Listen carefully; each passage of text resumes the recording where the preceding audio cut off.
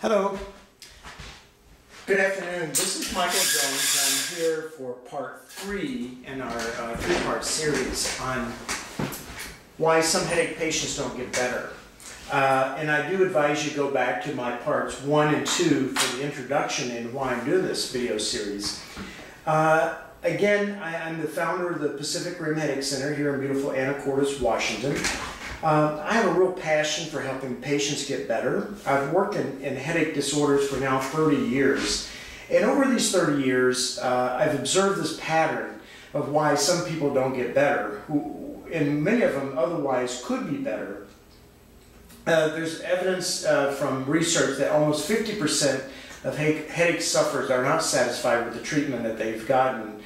And I've broken down 10 most common reasons that patients don't get better.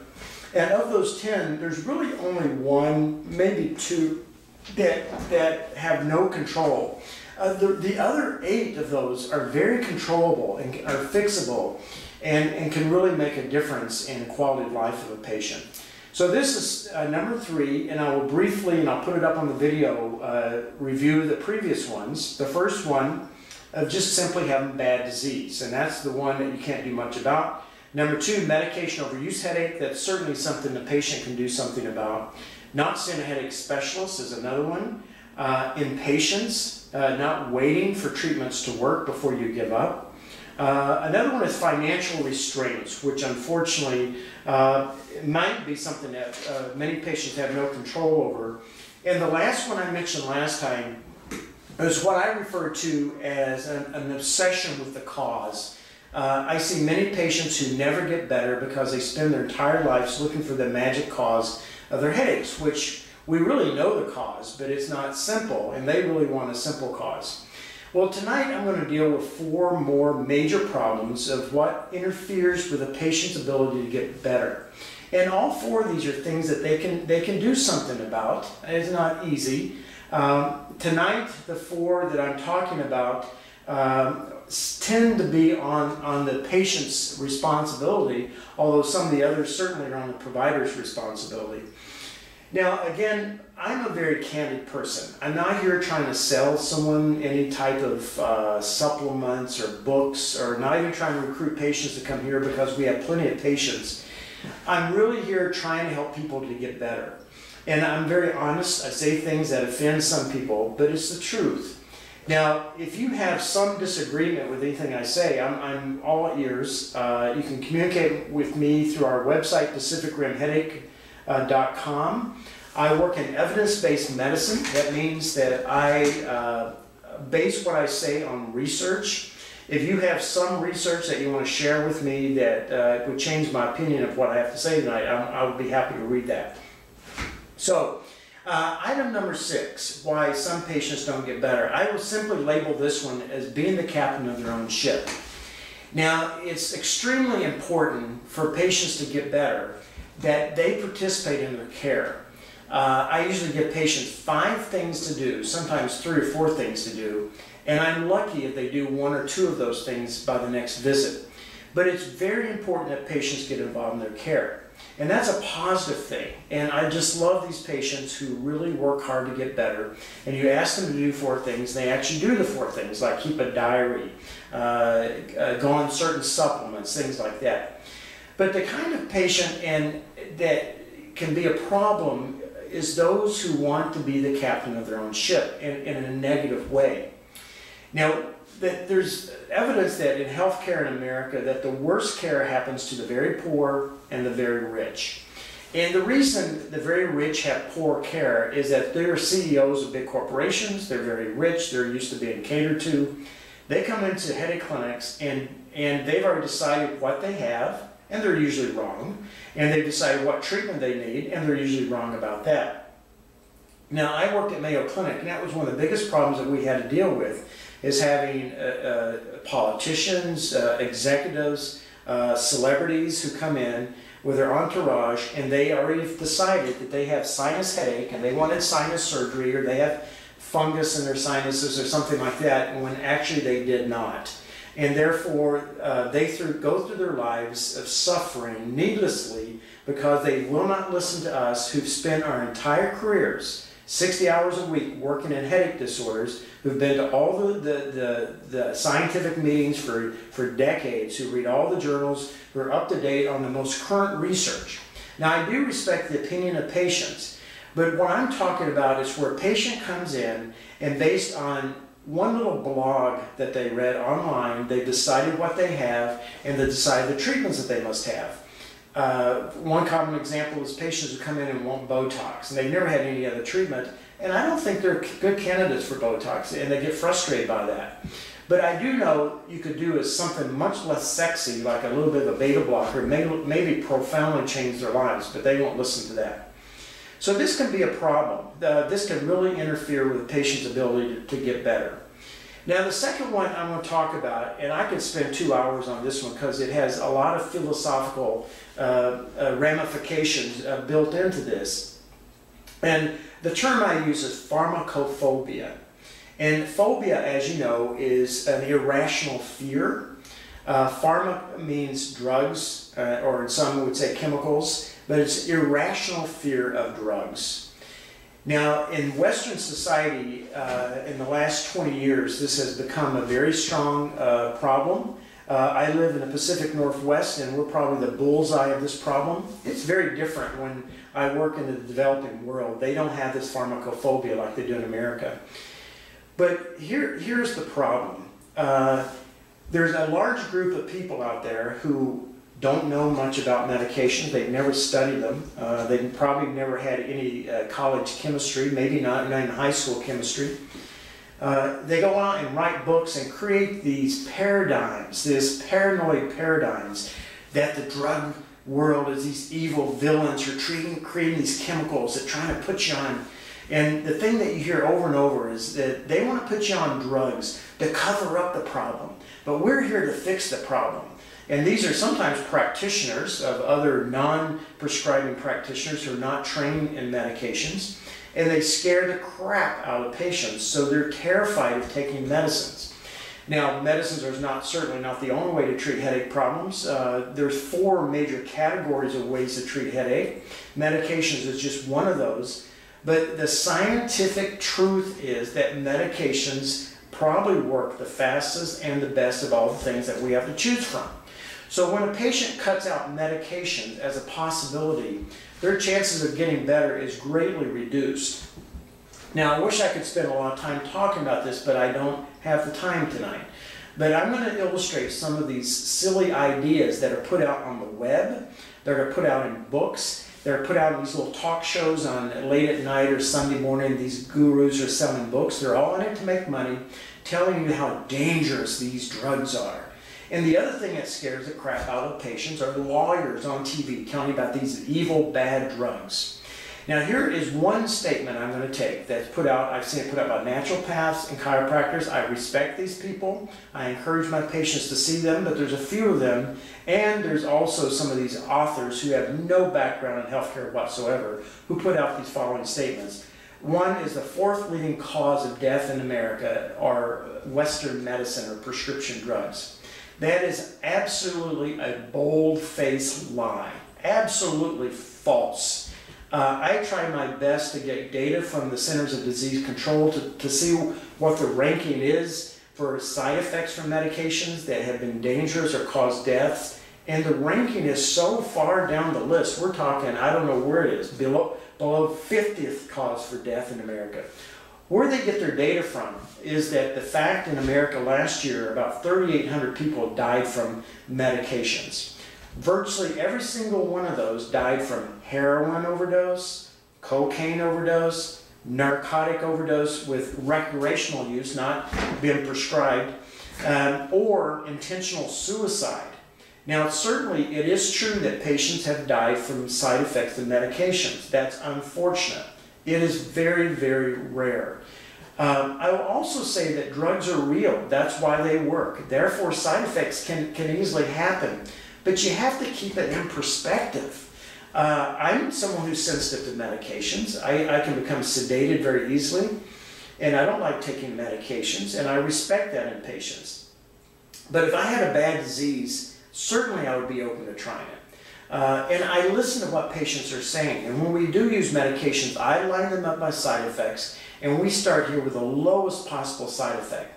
But I have patients who come to see me, and it breaks my heart that they are very treatable. They have these terrible headache syndromes, 5 days a week of migraine, very, very treatable. I could treat them in my sleep. It's so easy. But they come to me on the first visit. They spend half of the time arguing with me about medication. They don't want to take any medications. They've read this, that it causes cancer. They read this, all of it's lies. There is absolutely no truth to that. Now, what scares people half to death now is this climate that we're in and being sued. Drug companies are terrified of being sued. So when they do a commercial on TV, they list every possible side effect that's ever been reported. And they do that because if you have some hair loss, you won't sue them if they mention that on their list. But the chances of having hair loss might be 1 in 1,000 or 2 in 1,000. Now, the risk of serious side effects, if you got to put this in perspective, the chances of you being killed by being run over by a unicycler is far greater than you taking a medication and falling over dead from it. But on the other side, the chances of your life being profoundly helped by a decent and safe medication is very, very high, which the odds are greatly in your favor. Now, these people who try to scare the crap out of you about medications and sell you their books and supplements and things, they won't tell you the facts that before medications were available, and we're talking about the 1800s, or even in the developing world today where I sometimes work, the life expectancy of the people was about 28 years old, and those were hard years. Those were a lot of pain and suffering. Now, primarily thankful to evidence-based medicine, research, and medications, people live to be almost 80 years old and far less suffering. For example, we use beta blockers in migraine prevention, and I've had patients refuse to take them and are deeply offended as I'm trying to get them to do something totally immoral. Beta blockers have a very good chance of helping their headaches. People who are on beta blockers long-term have less risk of heart disease. And now a study out of the UK shows that people who are on beta blockers have less risk of dementia. There's no risk of heart or of cancer or liver failure or all this crap that you hear about that patients come in and got this misinformation about. So I know I express a lot of emotion about this, but it's frustrating when patients are very, very helpable. And we would, or most of us who work in headache, would never in a million years prescribe a medication to a patient that we would not take ourselves, that we would not prescribe our own children. We know far more about these medications than anyone else. Now, again, on the other side, I will make it clear that I'm not saying that you cannot have side effects, and they can be serious side effects, rarely. There's a thing called Stevens-Johnson syndrome, a very severe allergic reaction that you can get from antibiotics and sulfa drugs, and it can be life-threatening. That is very rare, but I just want to keep the whole thing in perspective. Now, the next one I want to talk about, I call illness as a lifestyle. This is another very complicated area, and I could spend a lot of time on it, but I'm going to try to narrow it down. Most lay people are familiar with the term hypochondriacs. That was a term that used when I was a kid, and it's people who are sick a lot.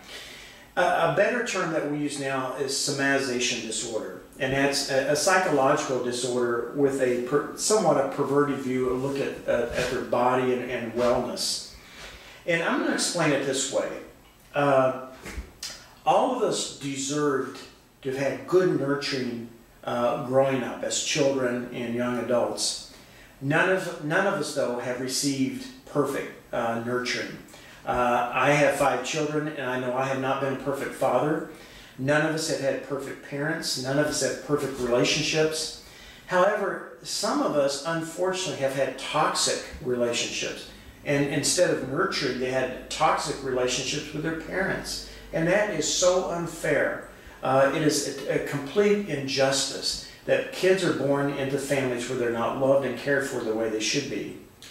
But sometimes as a psychological response to either early childhood lack of nurturing or sometimes other experiences in life, there is a mental state that one can enter into that perverts their view of health and wellness.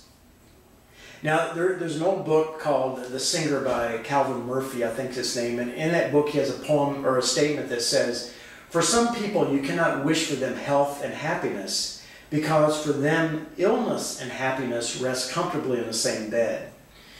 So what happens in this syndrome, these people start to develop an insatiable desire to be nurtured, to love, and to be cared for and not abandoned. The only socially acceptable way as adults to be nurtured at this intense level is to be sick. So these patients develop a whole atmosphere or aura around their life of illness. And headache can be part of that. Now, this makes up a small group of headache sufferers, but it's one of the more common reasons headache sufferers don't get better, because they become deeply entangled in this psychological syndrome. Now, we as headache care providers are in a no-win situation. And here's the reason why. If we come out directly to approach this patient and say, you know, you're in this syndrome of illness and I want you to be well, in that all these diseases that you're completely consumed with, you got to let them go. You got to move on in your life, and you got to think of yourself as being well. You cannot have people hovering over you. You cannot have people seeing you as a sick person. That it really makes them angry. It makes them angry if you suggest that there's any kind of mental phenomenon going on here. Now, most of us, if I went to my doctor, and my doctor or my provider sat me down and said that they thought I was under a lot of stress and I should see a psychologist, that would not offend me at all. I would respect that, and I probably would go see a psychologist if people told me I should. But people who are caught up in this somatization disorder, they become very, very angry if you suggest that they see a psychologist. Now, here's what I'm talking about. I'm trying to define this a little bit better. These are people who go from disease to disease to disease to disease to disease. Headache is just one of those. They usually have gone from doctor to specialist to doctor, and having tests and tests and tests and tests and tests. And all the tests are normal, maybe until they get to the naturopath. And the naturopath does different kinds of testing that we do in evidence-based medicine, and they can usually come up with something that the patient feels good about. But when these tests all come up negative, and they've had these what we call multi-system complaints. I mean, headache is one, back pain, abdominal pain, bladder problems, and it goes on and on, skin problems. And all the tests are negative. That's a warning light that there's something going on here that could be a very serious mental health issue of somatization disorder. And like I said, this is almost a no-win situation for us in healthcare, because these people virtually always fail our treatments. They usually have severe side effects to every prescription that we prescribe, every drug that we prescribe. And I followed some of these patients for months or years, and at the end, I can do blood tests and tell that they have not been taking the medicines I prescribed them, yet they tell their family members that they are, and they've caused these horrible side effects. And there's not one atom of that medicine in their body. So it becomes this mental health thing. Now, the other problem is, speaking of the family, is that the family starts to hover.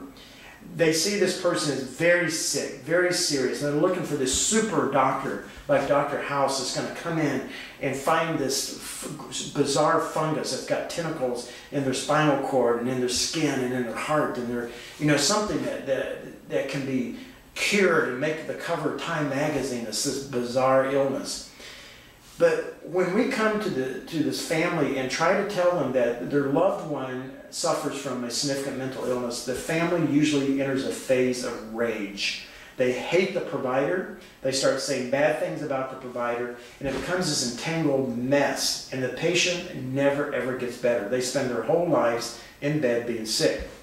So if you're a family member and you start to see this pattern of multi-system diseases without any evidence in tests, in a loving way, we need to start directing this person to see themselves as healthy and not hovering over illness, but hovering over wellness and these people getting better. But that's a small group, but that can be a very significant reason why some people don't get better. Now, I'm going to conclude this whole series with one more point, and this one I hope will be briefer, or more brief, and that is the issue of anger. In our society in America today, and maybe other countries too, there seems to be an epidemic of rage. Now, anger and rage in itself is probably a symptom of something else, usually anxiety or depression.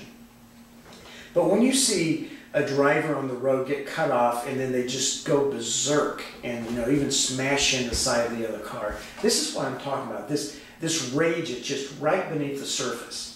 And you think, okay, now what's this got to do with headaches? Well, I'm going to explain to you in a very practical way that this type of anger, I've seen it ruin the possibility of people getting better.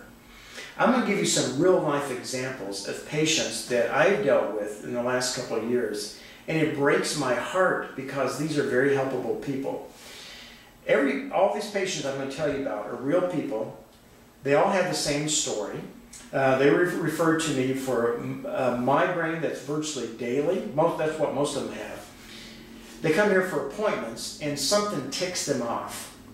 Now, I will tell you that we try our best to be kind to patients, to listen to them. I lay in bed at night thinking, how can I help this person get better? I would do anything to help these people get better. We are trying to be very, very kind to people. Sometimes we make mistakes. And I'm deeply sorry about that. Sometimes the schedule might be overlapping with another patient and things like that. And I'm really sorry about those things. But when these little things blow up into these huge mountains that cause patients to storm out in anger and never come back, it breaks my heart because there goes a chance for me to help them get better. So here's some of the examples of what I'm talking about. Okay, so I had a patient one day walk out the door, close the door, and they accidentally locked the door behind them. The next patient had driven 45 minutes for a new consult, comes up to the door, it's locked. We hear the door rattle. We try to get to the door. It takes, 60 seconds maybe to get to the door. They're already down the hall, out in the parking lot, peeling out, taking off down the road. We call them. They're mad. They're screaming on the phone that they've driven 45 miles and our door was locked. And we say, we're really, really sorry this happened. It was a bizarre phenomenon at this door. Like, please come back and let's help you. And they, scream profanities. I'm not coming back. We're not going to ever see you again. You're a bunch of jerks. There goes a chance for me to help them. Okay, another patient accidentally got a bill for $15. Now, he never paid the $15, but he got a bill for it. And it was an accident. It was our fault. I'm in my 4th biller now in 2 years because of mistakes they made. Billing is very complicated, and it's hard to do things perfectly. And I apologize to this patient the very first time that he brought it to my attention. But he also sent a letter, I would say full vent of rage, and on the edge had been a life-threatening letter to me because he received a bill for $15 and he's never ever coming back. So just this pent-up rage over something that, look at it, $15, are you kidding me? I would give the guy $15 out of my own pocket just to tear up the bill and come back. But to take little trivial things and turn them into these monsters that prevent you from getting better. And then I had a patient that was coming in one day, and the garbage truck, who comes once a week for 5 minutes to pick up the dumpster, was in her way. And she became enraged and is never coming back again. So her chances of getting better are almost non-existent because she will not let me help her get better. Now, I will say that combining these last 2 items, some of these patients who vent this anger and rage also are patients who have this somatization disorder where they are comfortable in being sick. And people who are comfortable being sick must always find a reason that they can't get well. And sometimes this becomes one of the reasons. These little trivial things, door being locked, or maybe a lightning struck outside our building and somehow it's our fault and they're never coming back again for having a metal building that attracts lightning. Things like that.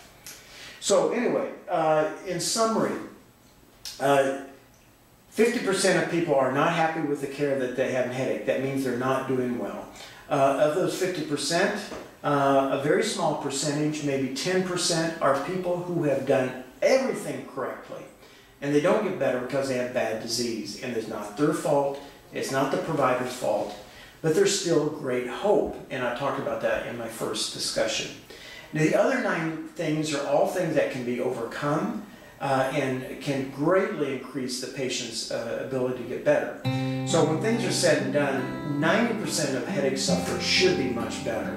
The 10% who struggle are those who have bad disease, but even those have great hope. So that ends my series. Thank you for your time. I'll be doing other lectures on different aspects of headache, but I hope this has been helpful. But I want you all the